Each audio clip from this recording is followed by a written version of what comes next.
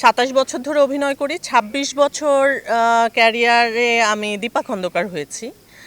আর ১ বছর বা ৭ মাসে রাজ আমাকে ফুপু বানিয়েছে। একদমই অনেস্টলি যদি বলি, সেটা হচ্ছে এতটা রিঅ্যাকশন কখনোই পাইনি। এটা আমার জন্য সর্বোচ্চ পাওয়া।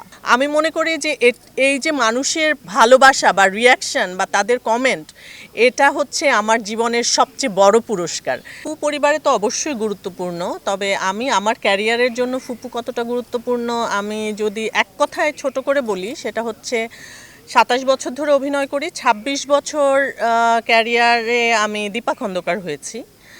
আর ১ বছর বা ৭ মাসে রাজ আমাকে ফুপু বানিয়েছে। মানে এটা হচ্ছে আমার ক্যারিয়ারের ২টা ভাগ।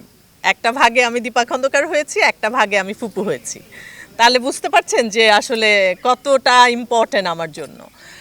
আর যে পরিমাণ দর্শক রিয়াকশন বা মানুষের ভালোবাসা আমি পেয়েছি, আমি বলবো যে এত ভালো কমেন্ট, এত ভালো কথা, এত অ্যাপ্রিসিয়েশন, এত কিছু পেয়েছি যেটা আসলে এন্টায়ার ক্যারিয়ারে আমি পাইনি। একদমই অনেস্টলি যদি বলি, সেটা হচ্ছে এতটা রিয়াকশন কখনোই পাইনি। এটা আমার জন্য সর্বোচ্চ পাওয়া আমার কাছে মনে হয়। আমি তো বলি যে এর মধ্যে যেমন অনেকেই বলছিল যে প্রথম আলো আমাদেরকে পুরস্কার দিয়েছে কিনা বা অন্য কে পুরস্কার দিয়েছে। আমি মনে করি যে এই যে মানুষের ভালোবাসা বা রিয়াকশন বা তাদের কমেন্ট, এটা হচ্ছে আমার জীবনের সবচেয়ে বড় পুরস্কার। আর পৃথিবীতে আসলে আর কোনো পুরস্কার না পেলেও আমার কোনো আফসোস নাই।